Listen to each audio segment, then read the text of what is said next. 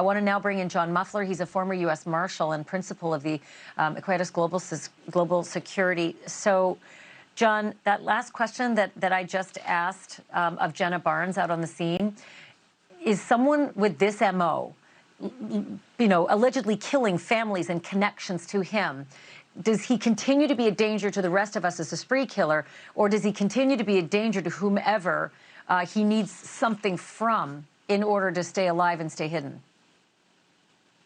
Thanks for having me back on. So he's not, what we know is he's not turning himself in right now, as we know that, right? And so he's suspected in these murders, from what I'm gathering, and he has a past history that's violent. So obviously, you want to take any precaution you possibly can if you see that individual. So, obviously he would be considered a risk, although he's not directly named at this point with those homicides. That being said, there's still a degree of dangerousness you're dealing with here, a desperate person that appears to be on the run. So.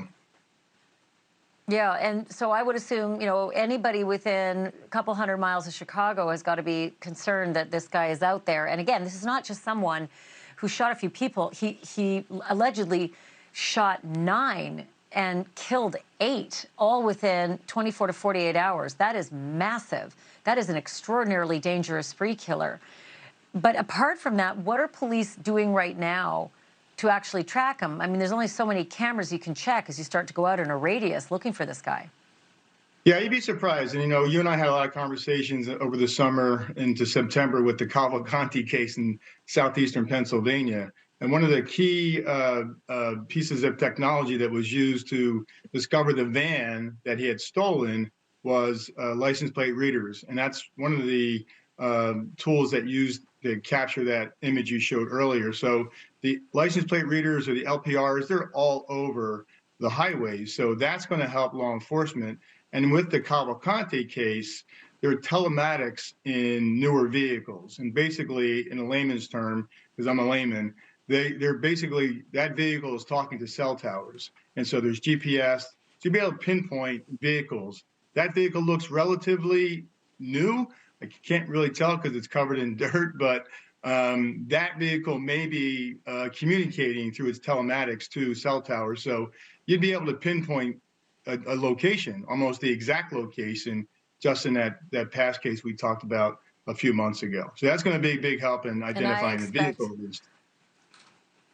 John, I'm looking at that picture, and he's got braids, right? But it looks like his braids have been slept on a while, and I wonder if the marshals and those who are tracking him would consider creating a picture of him with long hair.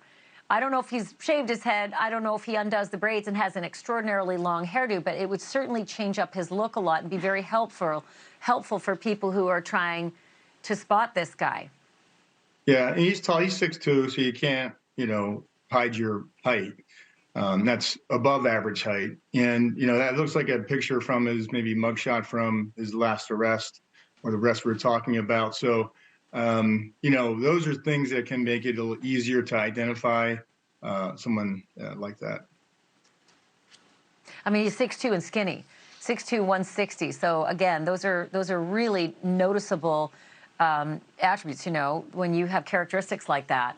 So, all right, John, I'm going to zip off to some other coverage, but will you also do as like Jenna Barnes did and just stay with us in case there's another break, and we're going to cover this for the next hour as well? Sure, no problem. Thank you. Thank you for watching. Go to newsnationnow.com to find NewsNation on your television provider, and don't forget to click the red subscribe button below to get more of NewsNation's fact-driven, unbiased coverage.